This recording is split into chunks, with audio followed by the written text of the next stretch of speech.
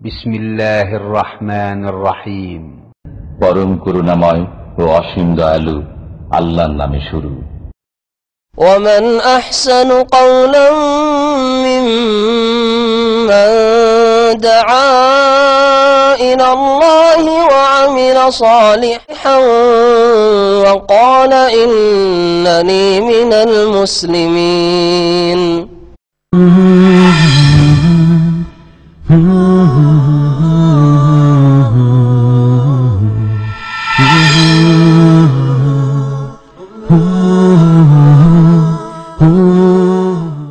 والله جعل لكم من بيوتكم سكنا وجعل لكم من جلود الأنعام بيوتا تستخفونها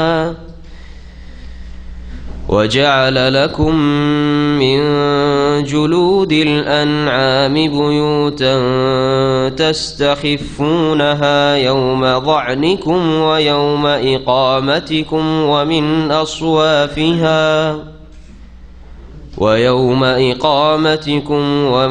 أصوافها وأوبارها وأشعارها أثاثا ومتاعا إلى حين. السلام عليكم ورحمة الله وبركاته. بسم الله الرحمن الرحيم. الحمد لله رب العالمين والصلاة والسلام على سيد المرسلين نبينا محمد وعلى آله وصحبه أجمعين. أما بعد فأعوذ بالله من الشيطان الرجيم. والله جعل لكم من بيوتكم سكنا وجعل لكم من جلود الأنعام بيوتا تستخفونها يوم ظعنكم ويوم إقامتكم ومن أصوافها وأوبارها وأشعارها أثاثا ومتاعا إلى حين. আল্লাহ পাক রব্বুল আলমিনের যাবতীয় প্রশংসা যে আল্লাহ পাক রব্বুল আলমিন কোরআনে কারীম নাজিল করেছেন এবং কোরআনে কারীম আল্লাহ পাক রব্বুল আলমিনের সবচেয়ে বড় নিয়ামত, যার মাধ্যমে আল্লাহ পাক আমাদের হেদায়েত দান করেছেন। আলহামদুলিল্লাহ। সালাত এবং সালাম নাজিল হক মুহাম্মদ রাসূলুল্লাহ সাল্লাল্লাহু আলাইহি ওয়াসাল্লামের উপর, যিনি আল্লাহ পাকের নিয়ামতের সবচেয়ে বড় শুকরগুজার বান্দা ছিলেন। আমাদের তাফসীর হবে সূরাতুন নাহলের আয়াত নম্বর ৮০ থেকে। আল্লাহ পাক রব্বুল আলামিন সূরাতুন নাহলে তার নিয়ামত সমূহ বর্ণনা করেছেন। তার নিয়ামতের সব কিছুই আমাদেরকে এতে জানানো সম্ভব নয় যে একটি সূরাতে জানাবেন, তবে আল্লাহ পাক রব্বুল আলামিন তার বহু নিয়ামত এতে সূরাতুন নাহলে জানিয়েছেন। এই জন্য শুরুতে বলেছি এই সূরার অপর নাম হচ্ছে সূরাতুন নিয়াম, নিয়ামতের সূরা। আল্লাহ পাক যেসব নিয়ামত মানুষকে দান করেছেন তার কিছু নিয়ামত এখানেও বর্ণনা করছেন। তার একটি হচ্ছে যে তোমাদের বাড়ি ঘরগুলিকে, বাসস্থানকে তোমাদের আরামের জায়গা বানিয়েছেন, যেখানে তোমরা শান্তি অনুভব করো। আল্লাহু জাআলা লাকুম মিন বুয়ুতিকুম সাকানা, আল্লাহ পাক সেই সত্তা যিনি তোমাদের জন্য তোমাদের ঘরগুলিকে আবাসস্থল বানিয়েছেন বা শান্তির জায়গা। সাকান বাসাকে বলা হয়, আজকাল এখানকার ভাষায় সাকান বলা হচ্ছে, আরবিতে অস্থায়ী বাসাকে সাকান বাসাকে সাকান কেন বলা হয় বা বাড়িকে? কারণ সেখানে মানুষ সুকুন, শান্তি হাসিল করে। বাইরে কোথাও শান্তি হবে না, কিন্তু নিজের বাড়িতে গেলে, নিজের বেডরুমে গেলে, নিজের কক্ষে গেলে যেই আরাম হয় সেটা 5 স্টার হোটেলও বিদেশে কোথাও হবে না। আল্লাহ পাক তোমাদের বাড়িগুলিকে তোমাদের জন্য শান্তির জায়গা বানিয়েছেন, সাকান সেটাও বলতে পারেন, অথবা আবাসস্থল বানিয়েছেন যেখানে তোমরা বসবাস করে থাকো। ওয়া জাআলা লাকুম মিন জুলুদিল আনআম, এবং তোমাদের জন্য বিভিন্ন প্রকারের ঘরবাড়ির ব্যবস্থা করেছেন, স্থায়ী অস্থায়ী তাঁবুর ব্যবস্থা করেছেন। বিভিন্ন আল্লাহ পাকের সৃষ্টি থেকে তাঁবুর কথা এখানে আল্লাহ উল্লেখ করেছেন। ওয়া জাআলা লাকুম মিন জুলুদিল আনআম, আর তোমাদের জন্য আল্লাহ পাক সৃষ্টি করেছেন মিন জুলুদিল আনআম, চতুষ্পদ জন্তুর চামড়া হতে, বয়ুতান ঘর মানে তোমাদের তাঁবু, যেগুলি মরুভূমিতে বেদুইনরা বানিয়ে অস্থায়ী বসবাস করে। যতদিন সেখানে ঘাস আছে, পানি আছে, ছাগল আর তাদের উট নিয়ে সেখানে থাকে, আর তারপরে সেখানকার ঘাস শেষ হয়ে গেলে, পানি শেষ হয়ে গেল, আবার সেখান থেকে অন্য জায়গায় চলে গেল যারা যাযাবর। আর আরবরা অধিকাংশ এইভাবে বসবাস করত। এখনো অনেকে এরকম বসবাসকে পছন্দ করে। তাস্তাখিফুনাহা, এই ঘরগুলিকে, অস্থায়ী ঘরগুলিকে অর্থাৎ তাঁবুগুলিকে যা চামড়া দিয়ে তোমরা তৈরি করো, সেই জামানায় চামড়া দিয়ে তারা ছোট ছোট তাঁবু তৈরি করতো। আজকের যুগে মানুষ উন্নত হয়েছে, হ্যাঁ, মজবুত কাপড়ের কি করছে, টেন্ট, খেমা, তাঁবু তৈরি করছে। আরো অন্য কিছু দিয়েও তৈরি করতে পারে আজকাল, যা করছে। তাস্তাখিফুনাহা, যেগুলিকে তোমরা হালকা মনে করে থাকো, অর্থাৎ যেগুলি বহন করা তোমরা হালকা বোধ করো, বহন করতে তোমাদের কষ্ট হয় না। ইয়াউমা জানেকুম ওয়া ইয়াউমা ইকামাতুকুম, তোমাদের ভ্রমণকালে, জানা ইয়াজানু মানে ভ্রমণ করা, সফর করা, এক জায়গা থেকে আরেক জায়গায় স্থানান্তরিত হওয়া। যখন এক জায়গা থেকে আরেক জায়গায় যাবে তখন সবগুলিকে, ওই খেমাগুলিকে, তামাগুলিকে গুটিয়ে নিলে তারপরে চলে গেলে, বহন করা হালকা। কিন্তু স্থায়ী বাড়ির মতো বাড়ি যদি হইতো, হ্যাঁ, ইটের আর পাথর ছাড়া যদি তোমাদের আর কোনো ব্যবস্থাই না থাকতো, তাহলে এগুলোকে নিয়ে ভ্রমণ করা সম্ভব হইতো না। ইয়াউমা জানেকুম, তোমাদের ভ্রমণকালে, ওয়া ইয়াউমা ইকামাতুকুম, তোমাদের অবস্থানকালে, যখন সেখানে থাকো তখনও হালকা লাগে। এখান থেকে গিয়ে একটু দূরে ওইখানে আবার বসিয়ে দেবো তাঁবু, তো সেটাও করতে পারো। আবার যখন এক জায়গা থেকে আরেক জায়গায় দূরে ভ্রমণ করতে হয় তাতেও হালকা লাগে তোমাদের। ইস্তাখাফা, খাফিফ মানে হালকা, ওখান থেকে হচ্ছে ইস্তাখাফা, যার বহন করাকে তোমরা হালকা অনুভব করো, হালকা মনে করো। ওয়ামিন আসওয়াফিহা ওয়া আওবারিহা ওয়া আশআরিহা আসাসাও ওয়া মাতাআন ইলাহিন, আরো আল্লাহর নিয়ামত রয়েছে। আসলে এখানে রয়েছে ওয়া জাআলা মিন আসওয়াফিহা, আর আল্লাহ পাক সৃষ্টি করেছেন মিন আসওয়াফিহা, এই গবাদি পশু, হ্যাঁ, গৃহপালিত পশুর পশম থেকে, সুফের বহু বচন হচ্ছে আসওয়াফ। ও আওবারেহা, ওয়াবারের বহু বচন হচ্ছে আওবার, এর মানে হচ্ছে লোম। আর ও আশআরিহা, শারের বহু বচন, শার মানে হচ্ছে চুল, কেশ। আরবি ভাষায় এক এক জন্তুর লোমকে এক একটা নাম দেওয়া হয়েছে। আসওয়াফ, সুফের বহুবচন, সুফ বলা হয় ভেড়া ভেড়ির লোমকে, সুফ বলা হয়। সুফ থেকেই উনের কাপড়, সুফ মানে আজকাল উন বলা হচ্ছে। ও আওবারে, আওবার বলা হয়, আওবার ওর বহু বচন বলা হয় উটের পশমকে, উটের পশমকে আওবার। নবী করিম সাল্লাল্লাহু আলাইহি ওয়াসাল্লামের একটি হাদিস রয়েছে হজের মৌসুমে উমরা করা সম্পর্কে। জাহিলিয়াতের যুগে লোকেরা হজের মৌসুমে উমরা করাকে খুব গুনার কাজ মনে করত, আর বলতো এজা বারি আদ-দাবার ওয়া আফাল ওয়াবার, যখন ওট সফর করে করে ক্লান্ত হয়ে যায়, তারপরে যখন হজ করে তারপরে যখন শুকিয়ে যাবে, ঘাস শুকিয়ে যাবে, আর ওয়া আফাল ওয়াবার, আর যখন বেরিয়ে আসবে, গজিয়ে উঠবে, ওয়াবার মানে উটের পশম, মানে মেহনত করার কারণে আর ওর উপরে বোঝা থাকার কারণে পশমগুলো পড়ে যায় বা পশম অনেক সময় ক্ষয় হয়ে উঠে যায়। তো তারপরে যখন আরাম বিশ্রাম করবে, বাড়িতে পৌঁছে গেছে উটগুলি, তোমাদের বাহনগুলি, তারপরে যখন দেখা যাবে যে পশমগুলি গজিয়েছে, ফাকাদ হাল্লাতিল উমরাতু লিমান ইতামার, তখন উমরাকারীর জন্য উমরা হালাল হবে। আর হজের মৌসুমে উমরা করা হালাল নাই, এটা জাহেলিয়াতের যুগের লোকেরা বলতো। তো এখানে ওয়াবার শব্দটি ব্যবহৃত হয়েছে, আওবারিহা। আর সারের বহুবচন, সার বলা হয় বকরি, ছাগলের চুলকে, এরকম মানুষের চুলকেও সার বলা হয়, মানুষের চুলকে কি বলা হয়, সার বলা হয়। আল্লাহ পাক রব্বুল আলামিন বলছেন যে তোমাদের আসওয়াফিহা মানে ওই যে আনআম, চতুষ্পদ জন্তু, গৃহপালিত পশু, এগুলির পশম, লোম আর কেশ, চুলে আল্লাহ পাক রব্বুল আলামিন তোমাদের জন্য সৃষ্টি করেছেন কি হিসাবে, আসাসান, গৃহ সামগ্রী। আসাস গৃহ সামগ্রীকে বলা হয়। আসাস আজকাল ব্যবহার করা হচ্ছে বিভিন্ন ফার্নিচারের দোকানগুলিতে লেখা থাকবে, দেখবেন আসাস মনজিলি, গৃহ সামগ্রী। আসাস গৃহ সামগ্রীর ব্যবস্থা করেছেন, এগুলি থেকে গৃহ সামগ্রী তোমরা তৈরি করে থাকো, এটা আল্লাহর নিয়ামত।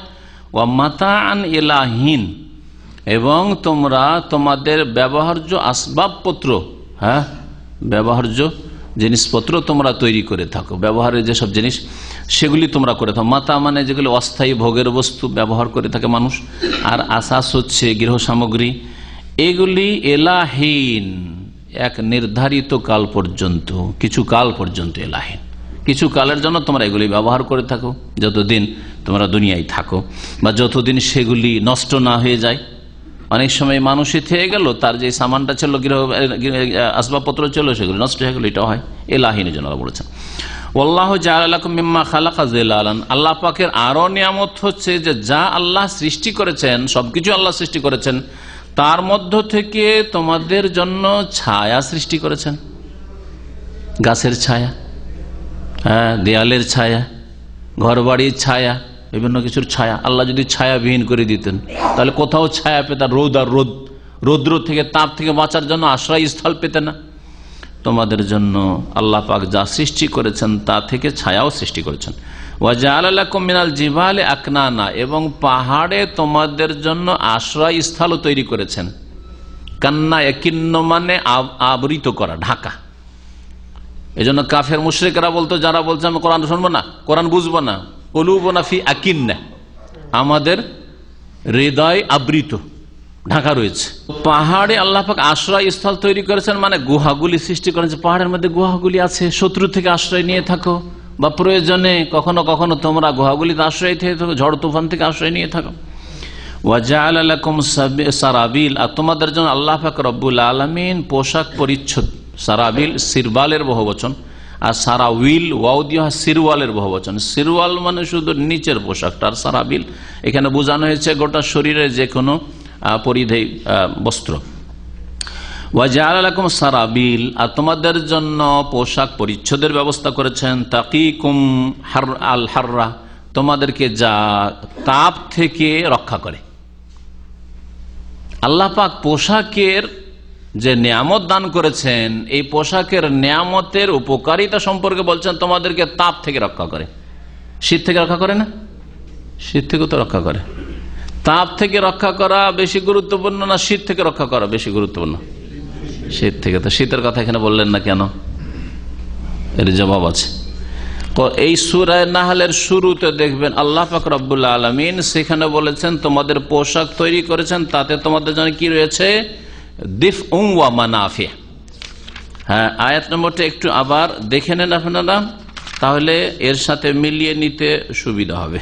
আল্লাহ পাক রব্বুল আলামিন বলছেন আয়াত নম্বর 5, ওয়াল আনআমা খালাকাহা লাকুম ফিহা দিফউন ওয়া মানাফি, আর গবাদি পশুকে আল্লাহ সৃষ্টি করেছেন তোমাদের উদ্দেশ্যে, তোমাদের স্বার্থে। ফিহা, এই গবাদি পশুর কিছু অংশে কি রয়েছে? দিফউন, তোমাদের শীত বস্ত্র রয়েছে, শরীরকে গরম রাখবে এর ব্যবস্থা রয়েছে। শীতের বস্ত্র তৈরি করে থাকো তোমরা সুফ দিয়ে, হ্যাঁ, উনের কাপড় তৈরি হয়। ওয়ামানাফে, এতে বহু উপকারিতা রয়েছে। তো আল্লাহ পাক রব্বুল আলামিন সূরা নাহলের প্রথম দিকে মৌলিক বড় বড় নিয়ামতগুলি উল্লেখ করে দিয়েছেন, আর তারপরে তখন বাকি অন্যান্য আরো নিয়ামত আল্লাহ পাক উল্লেখ করছেন।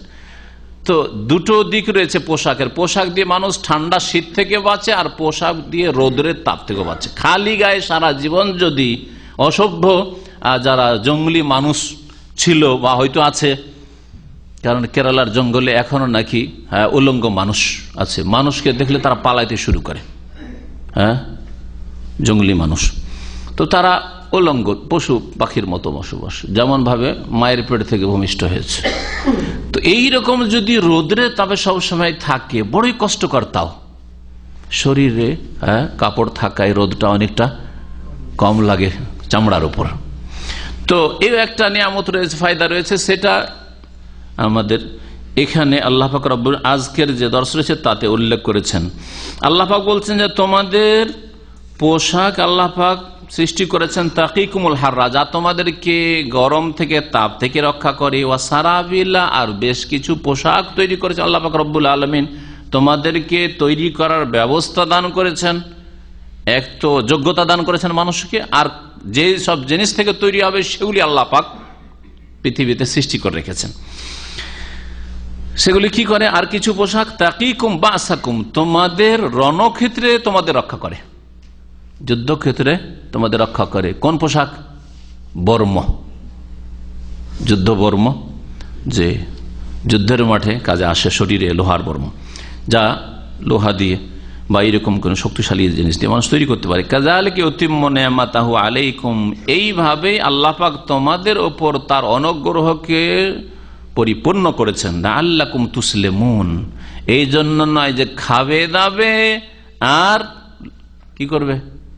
পাপ করবে, শুধু আল্লাহ দ্রোহিতা করবে, ভোগ বিলাস করবে না। লাআল্লাকুম তুসলিমুন, যাতে করে তোমরা আত্মসমর্পণ করো। মুসলিম হও। তুসলিমুন মানে মুসলিম। মুসলিম কাকে বলে? যে আত্মসমর্পণ। ইসলাম মানে আত্মসমর্পণ করা আল্লাহ পাকের সামনে, স্রষ্টার সামনে, মুনএম নিয়ামত দানকারী অনুগ্রহকারীর সামনে তোমরা আত্মসমর্পণ করবে, তার বিধানের সামনে। ফাইন তাওয়াল্লাউ, এই কথা জানিয়ে দেওয়ার পরে তারা যদি ফিরে যায়, বিমুখ হয়, হে নবী, তাহলে ফাইন্নামা আলাইকাল বালাগুল মুবিন, তাহলে তোমার আর এর বেশি কিছু দায়িত্ব নেই। তোমার কাজ হচ্ছে একমাত্র সুস্পষ্ট রূপে পৌঁছিয়ে দেওয়া। তোমার কাজ হচ্ছে পৌঁছিয়ে দেওয়া, হিসাব জবাব তাদেরকে দিতে হবে। ইয়ারিফুনা নিয়ামত আল্লাহ, এইসব মানুষরা, অবাধ্যরা আল্লাহ পাকের নিয়ামতকে চিনতে পারে। আরাফে ইয়ারিফ মানে চেনা, চেনে, তারপরে চেনা সত্ত্বেও সুম্মা ইউনকিরুনাহা, তা অস্বীকার করে, গায়ের জোরে অস্বীকার করে। শরীরে ক্ষমতা আছে সেই জন্য অস্বীকার করে। আল্লাহ পাকের নিয়ামতকে চিনতে পারি। সাধারণ একটা ক্ষুদ্র থেকে ক্ষুদ্রতম জিনিস চোখের সামনে আসলে সেই ক্ষেত্রে অবশ্যই সে বিশ্বাসী যে এটা কেউ তৈরি করেছে আর কোনো জায়গায় তৈরি হয়েছে, হ্যাঁ, আর কারো বুদ্ধি বিদ্যা এটা তৈরি করার ক্ষেত্রে কাজ করেছে। আর নিজের শরীরটা দেখে রবকে চিনতে পারলো না। অফি আনফুসিকুম আফালা তুবসিরুন, আল্লাহ পাক রব্বুল আলামিনকে চিনতে পারতে যদি তোমরা তোমাদের শরীরটাই গভীরভাবে চিন্তা করে দেখতে যে এত সুন্দর অবয়বে প্রাকৃতিক তৈরি হয়ে গেল, নাকি এরও কেউ সানে তৈরি করনেওয়ালা, এরও কেউ খালেক সৃষ্টিকর্তা আছেন, তিনি আল্লাহ পাক রব্বুল আলামিন। ইয়ারিফুনা নিয়ামাতাল্লাহ, আল্লাহ পাকের নিয়ামতগুলিকে চেনে। সুম্মা ইউনকিরুনাহা, অতঃপর তা অস্বীকার করে। ওয়া আকসারুহুমুল কাফিরুন, কারণ তাদের অধিকাংশ হচ্ছে অস্বীকারী, অমান্যকারী কাফির। আর কাফির আল্লাহ পাকের নিয়ামতের অকৃতজ্ঞ হয়। আল্লাহ পাকের নিয়ামত পেয়ে গায়রুল্লাহকে ডাকে, দিলেন আল্লাহ আর ডাকে দেবদেবীকে, পাথর আর মাটিকে। দিলেন আল্লাহ, ডাকে মৃতকে। দিলেন আল্লাহ আর সম্পৃক্ত করলো ছেলে মেয়ে পেয়ে, বললো যে বাবার দান এটা।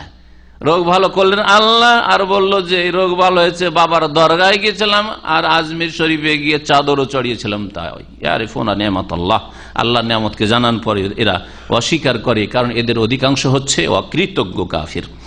ওয়া ইয়াউমা নাবআসু মিন কুল্লি উম্মাতিন শাহীদা, আল্লাহ পাক রব্বুল আলামিন এখানে কিয়ামতের দিনে যে প্রত্যেক উম্মতের ওপর সাক্ষী হয়ে নবী রসুলগণ আসবেন, আর শেষ নবী মুহাম্মদ রাসূলুল্লাহ সাল্লাল্লাহু আলাইহি সাল্লাম নিজ উম্মতের ওপর সাক্ষী হয়ে আসবেন, এবং শেষ নবী সাল্লাল্লাহু আলাইহি সাল্লাম এবং তার উম্মতের লোকেরা সমস্ত নবীদের কথার ওপর সাক্ষী দেবেন। দুটি কথা মনে রাখবেন, প্রত্যেক উম্মতের ওপর তাদের নবীগণ সাক্ষী দেবেন, আর রাসূলুল্লাহ সাল্লাল্লাহু আলাইহি সাল্লাম নবী হিসাবে নিজ উম্মতের উপর সাক্ষী দেবেন যে হে আল্লাহ, এদেরকে আমি পৌঁছে দিয়েছি। আল্লাহুম্মা কাদ বাল্লাগতু, আল্লাহ তোমার নাম নিয়ে বলছি, তোমার শপথ করে বলছি যে আমি এদেরকে তোমার নাযিলকৃত দ্বীন সুন্দর রূপে পৌঁছে দিয়েছি। রাসূলুল্লাহ সাল্লাল্লাহু আলাইহি সাল্লাম বিদায় হজে আরাফার মাঠে বারবার করে স্বীকারোক্তি নিয়েছিলেন নবী করিম সাল্লাল্লাহু আলাইহি ওয়াসাল্লাম সাহাবায়ে কিরাম থেকে, আল্লাহুম্মা হাল বাল্লাগতু, আল্লাহ আমি এদেরকে পৌঁছেছি না পৌঁছাইনি, বলো তোমরা, তোমাদেরকে আমি পৌঁছে দিয়েছি না পৌঁছে দিইনি আল্লাহর নাযিলকৃত বিধান। হ্যাঁ, সাহাবীরা এক বাক্যে সকলে আল্লাহুম্মা, নাম, আল্লাহর নাম নিয়ে উচ্চারণ করে বলছে, আল্লাহর শপথ করে বলছে, হ্যাঁ অবশ্যই আপনি পৌঁছে দিয়েছেন, পৌঁছে দিয়েছেন। কিয়ামতের দিনে সাক্ষী হয়ে আসবেন। আর অন্য অন্য নবীগণ যখন সাক্ষী দেবেন নিজ নিজ উম্মতের উপর, ওই উম্মতগুলির অধিকাংশ যেহেতু অবাধ্য ছিল, তারা অস্বীকার করবে, না আমাদের কাছে কেউ আসেনি, মা জাআনা মিন নাযির, কেউ আসেনি সতর্ক করার জন্য, আমরা তো জানি না কিছু, জানতাম না, বুঝতাম না, কেউ সতর্ক করেনি। তখন রাসূলুল্লাহ সাল্লাল্লাহু আলাইহি সাল্লামকে সাক্ষী হিসাবে সেখানে হাজির করা হবে। নবী রাসূলগণকে তোমাদের সাক্ষী আছে? হ্যাঁ সাক্ষী আছে। শেষ নবী মুহাম্মদ সাল্লাল্লাহু আলাইহি ওয়াসাল্লাম এবং তার উম্মত, তাদেরকে জিজ্ঞেস করা হবে, আচ্ছা তোমরা জানো কি যে এই নবীরা নূহ আলাইহিস সালাম, ইব্রাহিম আলাইহিস সালাম, মুসা আলাইহিস সালাম, ঈসা আলাইহিস সালাম, আম্বিয়া রাসূলগণ এরা নিজ নিজ জাতির কাছে আল্লাহর দ্বীনের দাওয়াত, আমার দাওয়াত পৌঁছেছেন না পৌঁছাননি? হ্যাঁ আমরা জানি। সাক্ষী দেবেন সকলে যে হ্যাঁ এই নবীরা সকলেই নিজের দায়িত্ব পুরোপুরি পালন করেছেন, আল্লাহ তোমার দ্বীনের দাওয়াত পৌঁছে দিয়েছেন। কি করে জানলে? বলছে কোরআন কারীম থেকে, ওহী থেকে। আল্লাহ কোরআন কারীমে জানিয়েছেন যে প্রত্যেক নবী নিজ নিজ জাতির কাছে গিয়েছেন আর তাদেরকে যথেষ্ট সতর্ক সাবধান করেছেন, তাদের সৎ লোকদেরকে সুসংবাদ দিয়েছেন, মুবাশশির তাদের জন্য ছিলেন, আর তাদের অসৎ লোকদেরকে সতর্ক করেছেন, তাদের জন্য নাযীর ছিলেন, মুনজির ছিলেন। আল্লাহ পাক কোরআনে কারীমে বলছেন ওমা কুন্না মুআযযিবিনা হাত্তা নাবাসা রাসূলা, কোন জাতিকে আমি শাস্তি দেব না যতক্ষণ পর্যন্ত তাদের জন্য রাসূল না পাঠিয়েছি।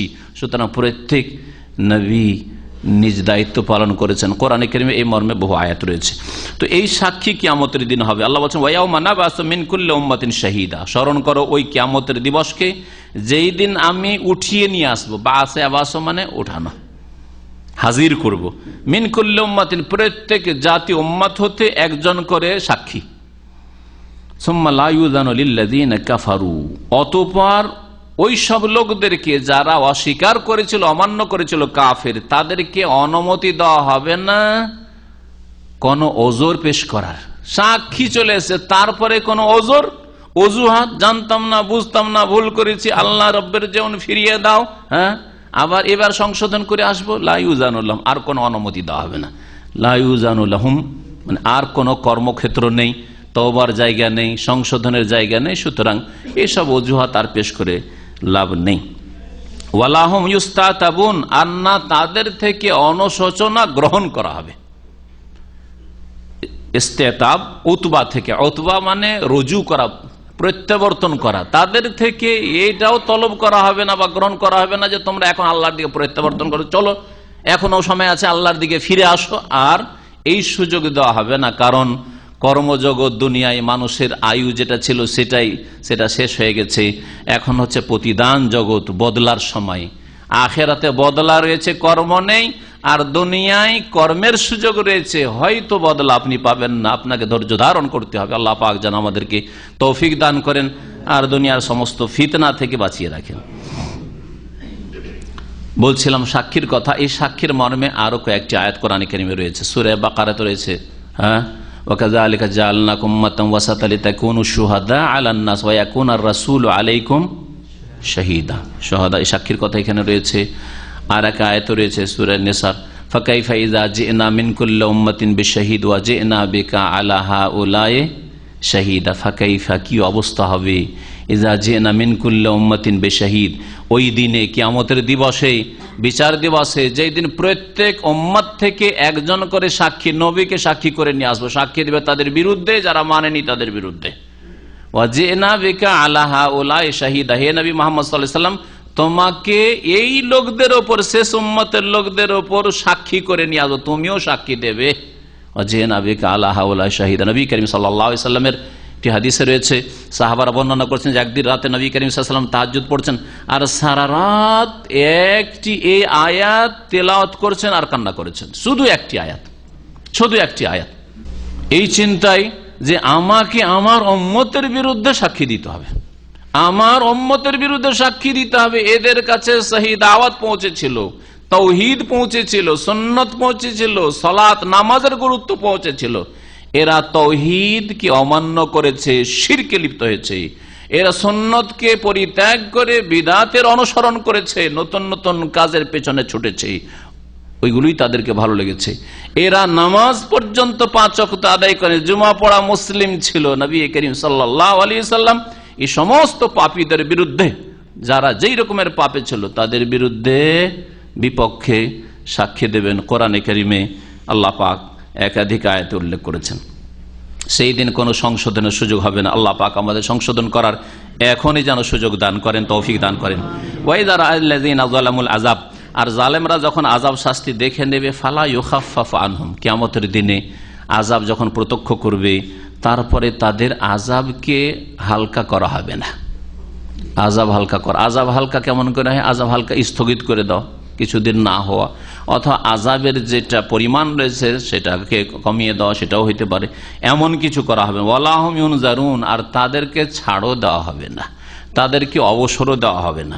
ওয়াইদারা আল্লাযীনা আশরাকু শুরাকাহুম, আর যখন মুশরিকরা, বহুত্ববাদীরা, যারা শিরকে লিপ্ত ছিল, শিরকে আকীদা, শিরকে আমল, শিরকি ইবাদত করেছে, শিরকের ধর্ম পালন করেছে, শিরকের সাথে সংমিশ্রণ করে আল্লাহ পাকের ইবাদতবন্দি করেছে, তারা যখন তাদের উপাস্যদেরকে দেখবে, যারা দেবদেবীর পূজা করেছে তাদেরকে দেখবে, আর যারা পীর ফকির দরবেশের, অলি আউলিয়ার পূজা করেছে, বুজুর্গানের দিনের পূজা করেছে, কবর মাজার পূজা করেছে, তাদেরকে দেখবে। যারা ঈসা আলাইহিস সালামের পূজারী হয়ে 3 খোদায় বিশ্বাসী হয়েছে, তারা ঈসা আলাইহিস সালামকে দেখবে। তখন তারা দোষ চাপাবে অন্যদের উপর। ভক্তরা তাদের উপাস্যদের উপর দোষ চাপাবে, এরাই তো আমাদেরকে বলেছে। আর অধিকাংশরা এদেরকে বলেননি। এই মূর্তিগুলির কোনো ভাষা নেই, গাছের, পাথরের আর মাটির কোন বাক শক্তি আছে যেদেরকে বলেছে যে আমার পূজা করো। হ্যাঁ, লক্ষ্মী সরস্বতী বলেছে আমার পূজা করো। হ্যাঁ, হ্যাঁ, বাক শক্তি নেই। আর যাদের বাক শক্তি আছে তাদের অধিকাংশই সৎ ছিল, সুতরাং সৎ লোকেরাই শিরক করতে বলেনি। সূরা মায়েদার শেষ রুকুতে রয়েছে, ঈসা আলাইহিস সালামকে আল্লাহ কিয়ামতের দিন জিজ্ঞাসা করবে, আনতা কুলতা লিন-নাস, এই খ্রিস্টান মানুষদেরকে তুমি বলেছিলে ইত্তাখিযুনি ওয়া উম্মিয়া ইলাহাইন মিন দুনিল্লাহ, আমাকে আর আমার মাকে দুই উপাস্য এলাহ বানিয়ে নিও আল্লাহর সাথে, এটা শিখিয়েছিলে? কালা সুবহানাক, কিয়ামতের দিনে ঈসা আলাইহিস সালাম বলবে, আল্লাহ তুমি পাক পবিত্র, তোমার তাসবিহ করি, সুবহানাল্লাহ সুবহানাক, মা ইয়াকুনু লি আন আকুলা মা লাইসা লি বিহক, এই কথা কি করে আমি বলতে পারি যেটা আমার হক নয়, আমার প্রাপ্য নয়। আপনার প্রাপ্য, আপনার হক ইবাদত, এই কথা কি করে বলতে পারি? ইন কুনতু কুলতুহু ফাকাদ আলিমতা, আল্লাহ কেন আমাকে জিজ্ঞেস করছো? আমি যদি বলে থাকি তো তুমি তো জানো, আমি তো বলিনি সব কথা। লম্বা ওখানে সে আলোচনা রয়েছে। তো আসল বিষয়ে ফিরে আসি। ওয়াইদার আল্লাযিন আশরাকু, যখন ওই সব লোকেরা দেখতে পাবে যারা শিরিক করে গেছিল, শিরিক করে দুনিয়া থেকে মারা গেছে, এরা যখন দেখতে পাবে শুরাকাও, তাদের উপাস্য শরীকদেরকে, তাদের মাবুদদেরকে দেখতে পাবে, কালু তখন বলবে রব্বানা হাওলাই শুরাকাওনা, হে আল্লাহ আমাদের প্রতিপালক, এরা হচ্ছে আমাদের উপাস্য শরীক, এদের আমরা পুজো করতাম, এদেরকে আমরা ডাকতাম, এদের কাছে ছেলে মেয়ে চাইতাম, এদের কাছে রোগের আরোগ্যের আশা করতাম, এরা আমাদের উদ্ধার করতে পারে, এরা আমাদের গৌস ছিল, এরা আমাদের কুতুব ছিল, এরা আমাদের গরিবের দাতা, গরিব নওয়াজ ছিল, এই মনে করতাম। আল্লাযীনা কুননা নাদউ মিন দুনিকা, যাদেরকে আপনাকে বাদ দিয়ে বা আপনার সাথে ডাকতাম, আপনার ছাড়া, মিন দুনিকা মানে আপনার ছাড়াও, তো আল্লাহকে ডাকে এদেরকেও ডাকে, এটা ওতে শামিল। আর আল্লাহকে বাদ দিয়ে যদি ডাকে একবার পুরোপুরি ওদেরকে ডাকে, তারাও শামিল। আল্লাযীনা কুননা নাদউ মিন দুনিক, আপনার ছাড়া এদেরকে আহ্বান করতাম, ইয়া গাউস, ইয়া গাউসুল আজম, মহান উদ্ধারকারী। আল্লাহ পাক ছাড়া কি মহান উদ্ধারকারী কেউ হইতে পারে? আল্লাহ ছাড়া কেউ গরিব নামাজ হইতে পারে, গরিবের দাতা হইতে পারে? আল্লাহ ছাড়া কেউ দস্তগীর, হাত ধরে উদ্ধারকারী বালা মুসিবত থেকে হইতে পারে? কেউ হইতে পারে না। একমাত্র আল্লাহ পাকের সিফাত, আল্লাহ পাকের গুণ এগুলি, যেগুলি মানুষকে দিয়ে দেওয়া হয়েছে, মৃতদেরকে দিয়ে দেওয়া হয়েছে, জীবিতও তো এইসব অসাধারণ কাজ করতে পারে না। সেদিন তারা বলবে এরাই তো আমাদের উপাস্য। ফাআলকাউ ইলাইহিমুল কওল, তখন ওই উপাস্যরা তাদের কথা তাদের উপর ছুড়ে দেবে। আলকা ইউলকি মানে নিক্ষেপ করা, তাদের দিকে তাদের কথা নিক্ষেপ করে, মানে তাদের কথার খণ্ডন করবে। মৃত্যুকেরা আমরা বলিনি সব করতে। আব্দুল কাদের জিলানী রাহিমাহুল্লাহ বলবেন যে আমি আমার পূজা করতে বলিনি, আমার কবর পাকা করতে বলিনি, আমি নবীর তরিকায় ছিলাম। পড়ুন তার গুনিয়াতুত তালেবিন। তিনি কোরআন সুন্নাহর অনুসারী ছিলেন, কোরআন সুন্নাহর অনুসারী ছিলেন, আর সে সবচেয়ে বড় গোস আল্লাহ পাকের শরীক হয়ে গেল। আউযু বিল্লাহ, এই যে কোন ধর্ম, আল্লাহ পাক হেফাজত করে। ফাআলকাউ ইলাইহিমুল কওল, এরা তাদের কথা ছুঁড়ে ফেলবে, খণ্ডন করবে। এরা মৃত্যু, ইন্নাকুম লাকাযিবুন, আর বলবে তোমরা মিথ্যাবাদী, আমাদের মিথ্যা আরোপ করছো। আমরা তোমাদেরকে বলেছি পূজা করতে, আমরা বলেছি আমাদের কাছে আমরা ছেলে মেয়ে দিতে পারি, রোগ ভালো করতে পারি, আমাদের জন্য খাসি মোরগ জবাই করিও, এসব বলিনি। ওয়ালকাউ ইলাল্লাহি ইয়াউমাইযিনিস সালাম, যখন দেখলো নিরুপায়, উপাস্যদের দোষ চাপিয়ে এরাও আমাদের কিছু করতে বা উদ্ধার করতে পারলো না। আর এই শিক্ষা যদি দেওয়া হয় যে পীর যদি না থাকে তো হাসরের মাঠে কে উদ্ধার করবে? পীর যদি না থাকে তাহলে মরণের সময় শয়তানের ফিতনা থেকে বাঁচাবে, নাউযুবিল্লাহ। পীর যদি না থাকে মুনকার নাকির সওয়ালের সময় বিব্রত হওয়া থেকে কে রক্ষা করবে? মনে হচ্ছে পীর সব জায়গায় গিয়ে হাজির, হ্যাঁ, মওতের সময় হাজির, কবরে গিয়ে মুনকার নাকির সওয়ালের সময় গিয়ে হাজির, আর ওই হাসরের মাঠে গিয়ে হাজির। আউযুবিল্লাহ। এই ধর্ম আবার যদি হক্কানি পীরে শিখায়, তারপর আবার হক্কানি পীর থাকে নাকি? বলুন দেখি। যখন দেখলো নিরুপায়, আর তো কাজ হইল না, এই উপাস্যরা কাজে আসলো না, তখন আল্লাহর সামনে স্যারেন্ডার করবে, আত্মসমর্পণ করবে। আল্লাহ পাক বলেছেন ওয়ালকাউ ইলাল্লাহি ইয়াউমাইযিনিস সালাম, সেই দিন আল্লাহর সামনে তার আত্মসমর্পণ করবে, আর উপায় নেই। ধরো আল্লাহ কি ধরো, রক্ষা করলে আল্লাহ রক্ষা করবেন। ওয়াদাল্লা আনহুম মা কানু ইফতারুন, আর যা তারা উদ্ভব করেছিল, মিথ্যা রচনা করেছিল, এই দেব দেবী উপাস্য আর অলি আর গৌস আর কুতুব আবদাল, হ্যাঁ, এই আওতাদ, এসব যে আবিষ্কার করেছে সবকিছু তাদের থেকে উধাও হয়ে যাবে। দাল্লা মানে হারিয়ে যাবে, মগজ থেকে হারিয়ে যাবে, কথা থেকে, ভাষা থেকে হারিয়ে যাবে, উধাও হয়ে যাবে। আল্লাযীনা কাফারু ওয়া সাদ্দু আন সাবিলিল্লাহ, আর যারা কুফরি করেছে, আল্লাহর রাস্তায় চলতে বাধা সৃষ্টি করেছে। তাহলে দুটো অপরাধ, নিজেরাও কাফের মুশরিক ছিল আর অন্যরা ভালো রাস্তায় চলতে চায়, আল্লাহর দিন মোতাবেক জীবন যাপন করতে চায়, দিন ইসলাম সত্য দিন মানতে চায়, প্রতিষ্ঠা করতে চায়, বাধা দান করেছে, এরা দ্বিগুণ অপরাধী। এই জন্য তাদের দ্বিগুণ শাস্তি হবে। আল্লাহ পাক বলছেন জিদনাহুম আযাবান ফাওকাল আযাব, তাদের আযাবের ওপর, শাস্তির ওপর শাস্তি বৃদ্ধি করব আমি। কারণ তারা অসংখ্য মানুষকে পথভ্রষ্ট করেছে, তাদের ভয়ে, তাদের দাপটের ভয়ে, তাদের জুলম অত্যাচারের ভয়ে, তাদের মারধরের ভয়ে, হ্যাঁ, সামাজিক চাপে আর রাজনৈতিক চাপে হক কথা মানতে পারেনি, তাওহীদ মানতে পারেনি, সুন্নত মানতে পারেনি, সহিহ নামাজ পড়তে পারেনি। জিদনাহুম আযাবান ফাওকাল আযাব, যারা কুফরি করেছে, কোরআন এবং হাদিস মানতে চাই না, কোরআন হাদিস মানতে চাই না, কোরআন হাদিস পেশ করলে তারা অন্য কিছু পেশ করে। ওয়াসাদ্দু আন সাবিলিল্লাহ, নিজেরাও মানতে চায় না। আরে তোমাদের যদি ভুলটা মানার, আমাদের কাছে যেটা ভুল বলছি আমরা, সেটা মানার যদি তোমাদের স্বাধীনতা থাকে, আমরা তো তোমাদের সাথে চাপ সৃষ্টি, চাপাচাপি করতে যাই না, তো আমাদের হকটা, সত্যটা মানার কেন স্বাধীনতা থাকবে না? এই স্বাধীনতা কেন ছিনিয়ে নেবে? তোমাদের যেমন স্বাধীনতা আছে লাইক রাহাফি দিনই যদি পেশ করো, তো তোমরা তোমাদেরটা করো, লাকুম দিনুকুম ওয়ালিয়া দিন, আমাদেরটা আমাদেরকে পালন করতে দাও। আমাদের দিনী ভাইরা যদি তোমার গ্রামে 5টাও থাকে, 2টোও থাকে, সে যেইভাবে সালাত আদায় করেছে, যেইভাবে আল্লাহ পাকের ইবাদত বন্দেগী, সেইভাবে তাকে করতে দাও। এই স্বাধীনতা খর্ব কেন করছো? আল্লাহ পাক রব্বুল আলামিন যেন আমাদের সকলকে হিদায়াত দান করেন। এদের জন্য কঠোর শাস্তি রয়েছে, যারা নিজেরাও মানেনি আর অন্যকেও মানতে দেয়নি। জিদনাহুম আযাবান ফাওকাল আযাব, আল্লাহ বলছেন আমি তাদের আযাবকে বেশি করে দেব, জিদনাহুম বাড়িয়ে দেব, ফাওকাল আযাব আযাবের উপর আযাব, শাস্তির উপর শাস্তি বৃদ্ধি করে দেব। কেন? বেমা কানু ইউফসিদুন, কারণ এরা বিশৃঙ্খলা সৃষ্টিকারী ছিল, এরা ফাসাদি ছিল, এরা মানুষকে হক থেকে, সত্য থেকে বাধা দিয়েছে, সত্য মানতে বাধা সৃষ্টি করেছে, ফাসাদি এরা।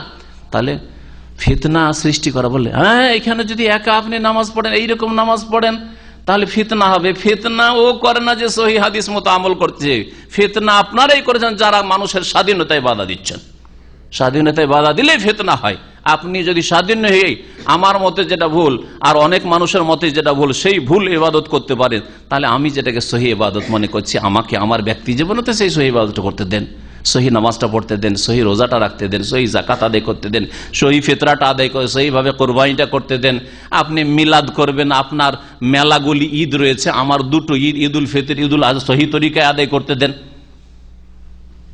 আপনি শবে বরাতে হালুয়া রুটি খাবেন আর রাত জাগরণ করবেন আর নফল পড়বেন, আপনি শবে মেরাজে নফল পড়বেন, আমাকে তো তাহাজ্জুদটা পড়ে সহি তরিকায় ইবাদত করতে দেন। আপনি বিদাতি আওয়াবিন নামাজ মাগরিব এশার মাঝখানে পড়বেন, আমাকে সহি নামাজটা তো সালাতুদ দুহা ইশরাক পড়তে দেন। এতে কেন আবার বাধা সৃষ্টি করবে? যারা বাধা সৃষ্টি করে তারা হচ্ছে মুফসিদিন, বিশৃঙ্খলা সৃষ্টিকারী, ফিতনাবাজ। ওয়া ইয়াউমা নাবআসু ফি কুল্লি উম্মাতিন শাহীদা, স্মরণ করো যেই দিন আমি উঠিয়ে নিয়ে আসবো, ফি কুল্লি উম্মাত, প্রত্যেক জাতিতে একজন করে সাক্ষী, আলাইহিম তাদের বিরুদ্ধে, বিপক্ষে, মিন আনফুস তাদের মধ্য থেকে, অর্থাৎ প্রত্যেক নবী। ওয়া জিনা বিকা শাহীদান আলা হাউলাই, এবং তোমাকে হে নবী সাক্ষী করে নিয়ে আসবো এদের ওপর। এখানে ওই সাক্ষীর কথা বলা হয়েছে যে তাফসীরটা একটু আগে করলাম। তাহলে সূরা নাহল এই বিষয়টি আল্লাহ পাক রব্বুল আলামিন উল্লেখ করেছেন, ওয়া নাযালনা আলাইকাল কিতাবা তিবিয়ানান লিকুল্লি শাই, হে নবী মুহাম্মদ সাল্লাল্লাহু আলাইহি ওয়াসাল্লাম তোমার প্রতি আল কিতাব গ্রন্থ কোরআনে কারীম নাযিল করেছি, তিবিয়ানান লিকুল্লি শাই, যাতে প্রত্যেক বস্তুর বিবরণ রয়েছে, প্রত্যেক বস্তুর বয়ান রয়েছে। তিবিয়ান, প্রত্যেক বস্তুর বয়ান কোরআনে কারীমে রয়েছে। এটা কি কেমন কথা? বুঝতে হবে কথাটি, না হলে আপনি এই আয়াতের তরজমা করে যদি একটা লোককে বলেন যে হয়তো যুক্তি বুঝে, লজিক বুঝে, মুসলিমদের মধ্যে যারা আপনার ওই রকম টাইপের বেদিন অথবা অমুসলিম আপনার কথাকে অন্ধভাবে মেনে নেবে, তাহলে আপনাকে বাস্তবে বুঝাইতে হবে। এজন্য প্রথম কথা মুফাসসিরিনগণ বলছেন আল কিতাব কোরআনের ভাষায় কোরআনে কারীম, এবং কোরআনে কারীমের ব্যাখ্যা বিশ্লেষণ রাসূলের হাদিসকেও বলা হয়েছে।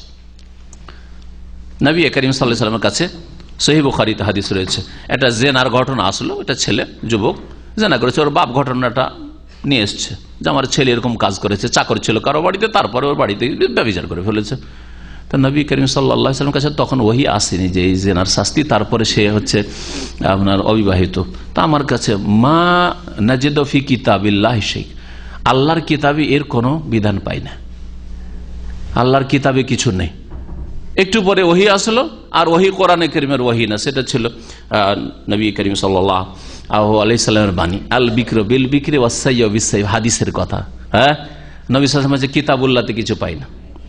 তাহলে কিতাবুল্লাহ বলা হয়েছে, তাহলে কোরআনকেও আর আল্লাহ পাকের বিধান রাসূলুল্লাহ সাল্লাল্লাহু আলাইহি ওয়াসাল্লামের হাদিসকে বলা হয়েছে, কারণ সেটা হচ্ছে ওহী। এই একটি কথা। তাহলে কোরআন এবং হাদিস দুটো মিলিয়ে সবকিছু বর্ণনা করা, সবকিছু। তারপরেও আপনি বাস্তবতায় প্রমাণ করতে পারবেন না সবকিছু মানে কি। সবকিছু না, আপনার নাম আছে, আমার নাম আছে, আর ইমাম আবু হানিফার নাম আছে নাকি? কোরআন কোন কোরআনে আছে, কোন হাদিসে আছে?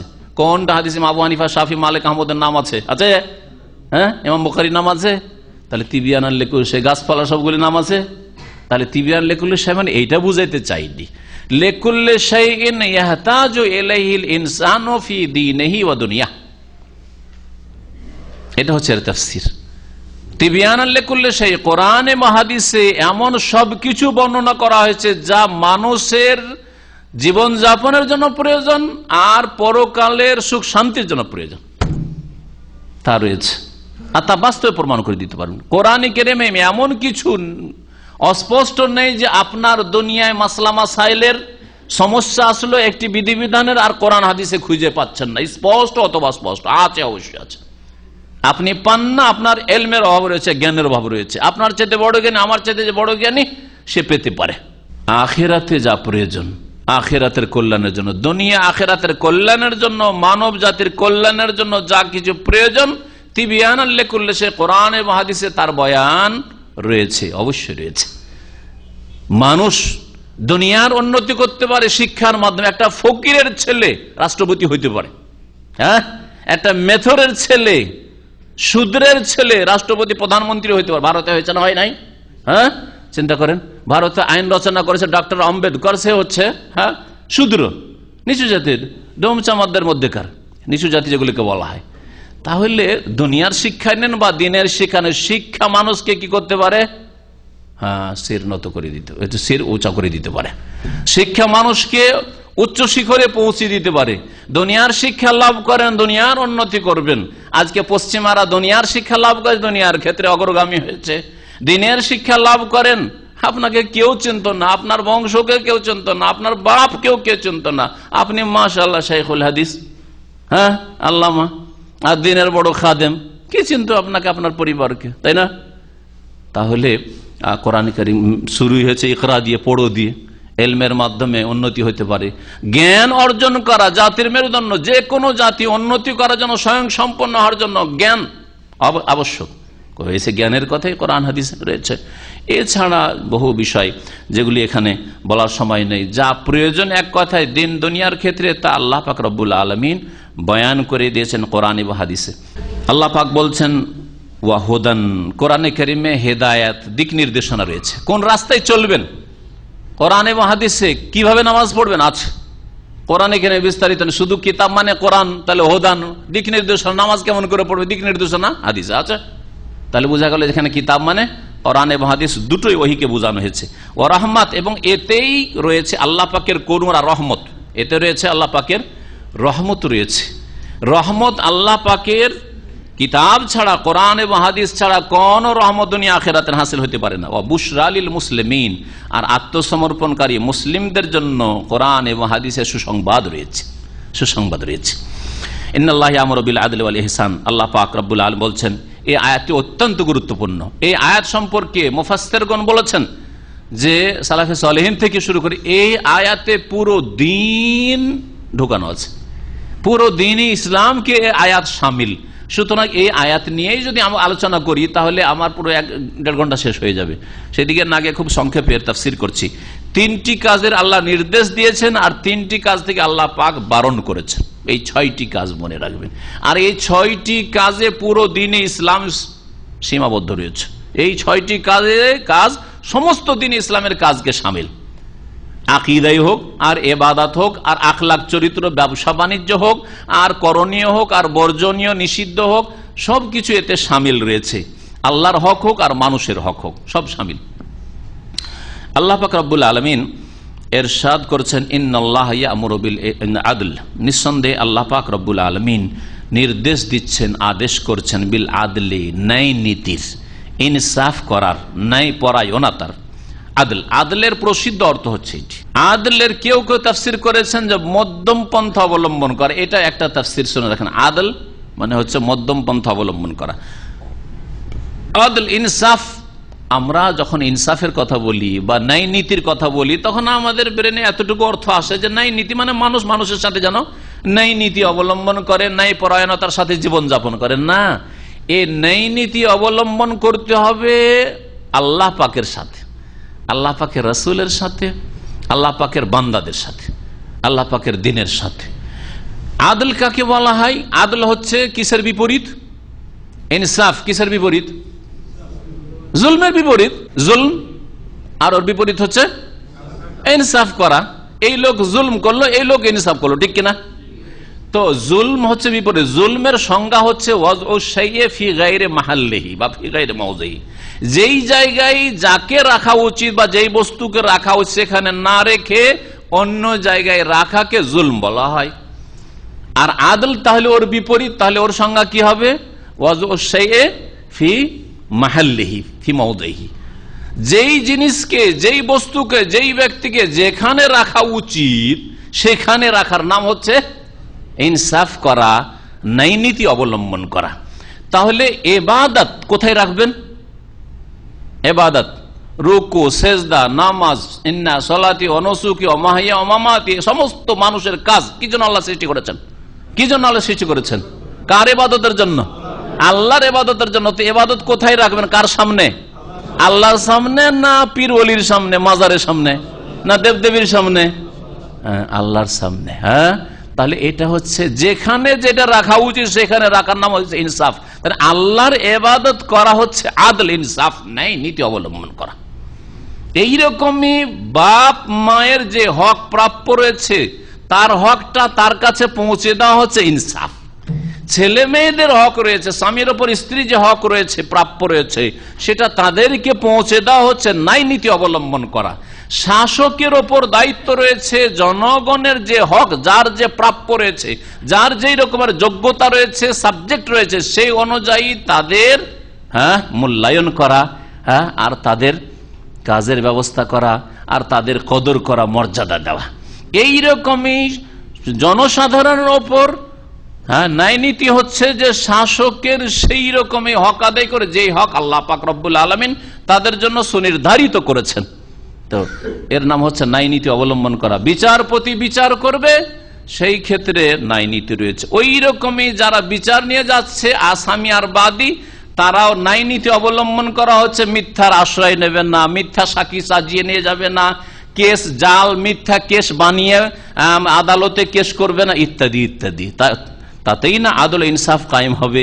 আর একদিক থেকে বিচারপতির কাছে আদালতে তো আশা করছেন নাই বিচারের, আর নিজেরা মিথ্যার আশ্রয় নেই, মিথ্যা সাক্ষী বানিয়ে, মিথ্যা কেস বানিয়ে তিলকে তাল করে নিয়ে গিয়ে পেশ করছেন। তাহলে কোত্থেকে ইনসাফ কায়েম হবে? আর আদালতের নাম আদালতই কেন হবে? আদালত তো এই জন্য যে সেখানে আদল হওয়া উচিত, ইনসাফ হবে, সেই জন্য তার নাম আদালত। আল্লাহ পাক রব্বুল আলামিন বলছেন, ইন্নাল্লাহা ইয়া'মুরু বিল আদল, আল্লাহ আদেশ করছেন ন্যায় নীতি অবলম্বন করা বা ন্যায় পরায়ণতার।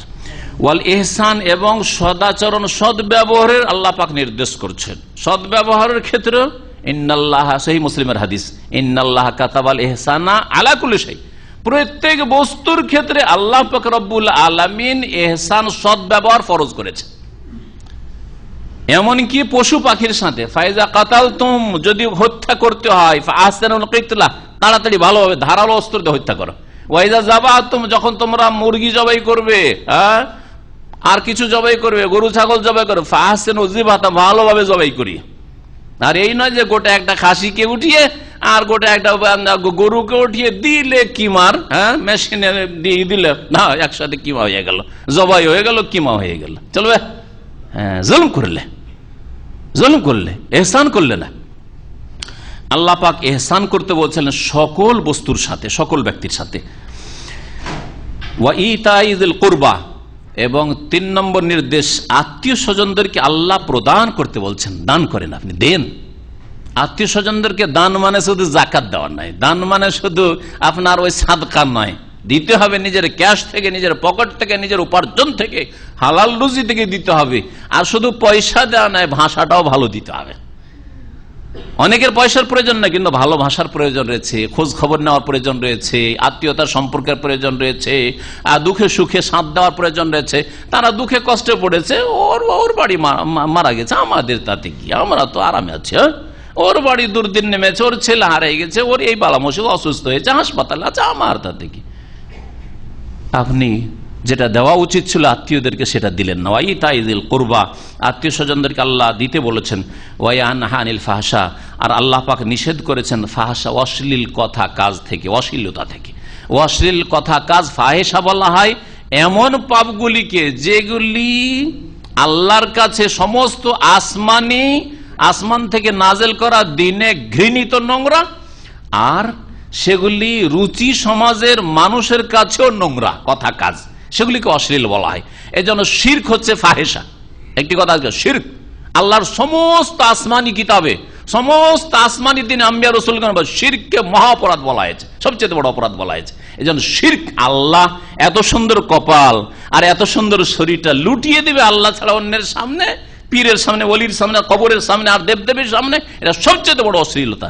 আর তারপরে অশ্লীলতা হচ্ছে খুন করা। সমস্ত আসমানি কিতাবে খুন করা, অন্যায়ভাবে খুন করাকে হারাম করা হয়েছে। অশ্লীলতা হচ্ছে জেনা, অশ্লীলতা হচ্ছে সমকামিতা, অশ্লীলতা হচ্ছে মেয়ের সাথে বিবাহ, ছেলের সাথে বিবাহ, অশ্লীলতা হচ্ছে উলঙ্গ ছবি, উলঙ্গ চলাফেরা করা, ব্লু ফিল্ম।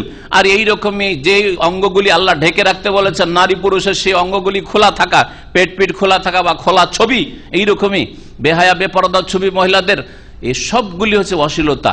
আর এইসব পাপ পর্যন্ত যে কথাগুলি পৌঁছায় সেই কথাগুলি হচ্ছে অশ্লীল কথা। এই জন্য যেসব ড্রামা অথবা যেসব আপনার উপন্যাস অথবা যেসব কিচ্ছা কাহিনী আজকাল ইন্টারনেটে এমন নোংরা নোংরা কিচ্ছা, হয়তো ছবি পেশ করেনি, কিন্তু সে কার সাথে কি করলো, কোন মেয়ের সাথে কি করলো, কোন মেয়েকে ফাঁসাইলো, এমন নোংরা ভাষায় লিখে, সুবহানাল্লাহ, এগুলি হচ্ছে অশ্লীল কথা। আল্লাহ পাক রব্বুল আলামিন হারাম করছেন প্রথম অশ্লীলতাকে, ফাহিশা। ওয়াল মুনকার, এবং অসঙ্গত কথা কাজ। মুনকার অশ্লীল পাপগুলি ছাড়া যতগুলি আল্লাহর বিরুদ্ধাচরণ রয়েছে, রাসূলের নাফরমানি রয়েছে, সবগুলি গুনাহ থেকে আল্লাহ পাক বারণ করছেন। ওয়াল বাগি, এবং বাড়াবাড়ি, সীমা লঙ্ঘন, জুলম করাও আল্লাহ পাক নিষেধ করছেন। 3 নম্বর, মানুষের উপর জুলম না করে, মানুষ আল্লাহ পাকের অন্য মখলুক, অন্য সৃষ্টির উপর জুলম যেন না করে, বাগি আল্লাহ পাক তাও হারাম করেছেন। 3টি জিনিস থেকে আল্লাহ পাক নিষেধ করলেন, 3টি আদেশ করলেন। ইয়াইজুকুম, আল্লাহ পাক তোমাদেরকে ওয়াজ করছেন, উপদেশ দিচ্ছেন। ওয়াজ শব্দটি ব্যবহার করা হয়েছে। আর আমাদের দেশে জলসার মাহফিলকে ওয়াজ বলছেন, গোটা রাত জলসা শুনলেন আর একটু হেদায়েত হইলেন না, তো কোন ওয়াজের ওয়াজ হইল? হাট বাজার করা হইলো, আর বন্ধু বান্ধবের সাথে দেখা সাক্ষাৎ হইলো, মহিলা এই গ্রাম ও গ্রামের মহিলাদের সাথে দেখা সাক্ষাৎ হইলো, এতে কোনো কাজ হয় না।